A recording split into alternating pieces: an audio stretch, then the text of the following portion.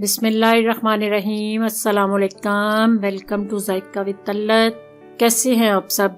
अल्लाह आप सबको अपनी हिफ्ज़ व ईमान में रखे, जहाँ रहें खुश रहें, आबाद रहें। आज मैं आपको मसालेदार मटन पुलाव की रेसिपी देने लगी हूँ। ये बहुत मज़े का बनता है। यखनी वाला पुलाव मैंने पहले आपको रेसिपी उसकी दी थी, तो आज मैं मसाले वाला जो मटन पुलाव है इसकी रेसिपी शेयर करने लगी हूँ। चलिए बनाना शुरू करते हैं। इसके लिए जो चीज़ें चाहिए, 800 ग्राम मैंने चावल लिए हैं, इनको साफ़ करके अच्छी तरह धो के मैंने रख लिया है। 500 ग्राम मेरा मटन है, इसको मैंने अच्छी तरह वॉश करके रख लिया है। ये मसाले हैं, नमक 1 टेबल स्पून, ब्लैक पेपर है पिसी 1/2 टी स्पून, जीरा पिसा हुआ 1/2 टी स्पून, लौंग 5 से 6 लौंग है, दालचीनी का पाउडर 1/2 टी स्पून और खुशक धनिया 1 टी स्पून। ये सौंफ है 1/2 टेबल स्पून, ये मैंने पीस ली है। और 3 से 4 मिर्ची हैं, ये मैंने काट के रख ली हैं। 2 मीडियम प्याज और 2 मीडियम टमाटर, ये चीज़ें मैं यूज़ करूँगी। अदरक लहसुन का पेस्ट, ये मैंने पेस्ट बना के रखी है। सबसे पहले ऑयल में प्याज ब्राउन करना है। गोल्डन प्याज जो है वो आपने तैयार करना है। पहले प्याज गोल्डन होना चाहिए, डार्क कलर का नहीं करना, और आँच जो है वो मीडियम होनी चाहिए। उसके बाद लहसुन अदरक का पेस्ट, थोड़ा सा जब प्याज का कलर चेंज हो जाए तो फिर अदरक लहसुन का पेस्ट डालना है। और इसका अदरक और लहसुन के पेस्ट का कच्चापन जो है वो जब दूर हो जाए, थोड़े टाइम के लिए इसको भून के तो फिर अंदर सारे मसाले ऐड करने हैं।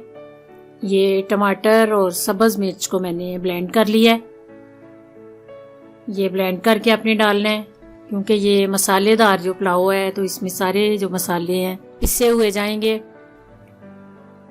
इनको ब्लेंड करके अब टमाटरों को भी अच्छी तरह भून के मसाले को आपने अच्छी तरह, जो भी आप सालन बनाएं, चीज़ बनाएं, उसका मसाला जो है आप अच्छी तरह पहले भुना करें। उसके बाद आपने दही डालना है। दही दिखाना मैं भूल गई थी, 1 पाव मैंने दही डाला है। दही आपने ज़रूर डालना है, इसका फ्लेवर जो है पुलाव में बहुत मज़े का आता है। ये अब सारे मसाले ऐड कर रही हूँ। अब मसाले को अच्छी तरह भून के तो फिर मटन ऐड करूँगी। साथ साथ मटन जो है वो भुनता जाएगा और साथ दही का जो पानी है वो भी खुश्क होता जाएगा। काफ़ी हद तक दही का पानी जो है वो खुश्क हो चुका है। ये आपने मटन जो है वो अच्छी तरह आपने भूनना है, उसके बाद स्टीम लगानी है। तकरीबन 10-12 मिनट मैंने मटन को बिल्कुल लो आंच पे भूनना है, क्योंकि इसका जो कच्चापन है अच्छी तरह ख़त्म हो जाए। उसके बाद चावलों के हिसाब से आपने पानी डालना है। मैंने अपने चावलों के हिसाब से पानी डाला है। अब मैं इसको 10 से 12 मिनट की स्टीम दे रही हूँ। आँच जो है वो मैं हाई फ्लेम पे नहीं करूँगी, मीडियम आंच पे आपने इसको रखना है, आँच तेज़ नहीं करनी। ये 10 मिनट की स्टीम दी है मैंने। अब मैं आपको चेक करके बताती हूँ कि गोश्त गल चुका है कि अभी नहीं। ये देखिए अल्हम्दुलिल्लाह बिल्कुल परफेक्ट गोश्त गल चुका है, जैसा चाहिए था। अब इसको मैंने कढ़ाई में डाल लिया है यखनी को, तो उसके अंदर अब चावल ऐड कर दिए।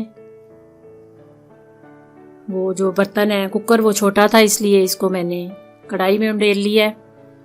अब चम्मच से हिला के तो आपने ऊपर ढक्कन दे के तो आँच जो है वो थोड़ी तेज़ करनी है। ये देखें अब बिल्कुल थोड़ा पानी रह गया है। अब मैं इसको दम पे रख रही हूँ। चम्मच से आपने सारे चावल मिक्स करके तो थोड़ा सा पिसा हुआ गरम मसाला ऊपर डाल रही हूँ। इसका जो फ्लेवर है ये बहुत मज़े का बनता है पुलाव में।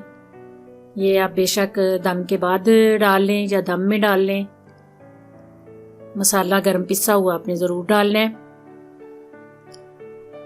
ये 5 से 7 मिनट मैंने दम दिया है। अल्हम्दुलिल्लाह इतना मज़े का, इतनी अच्छी खुशबू वाला पुलाव मेरा तैयार हो गया है। ये देखें एक एक दाना जो है पुलाव का अलग अलग है।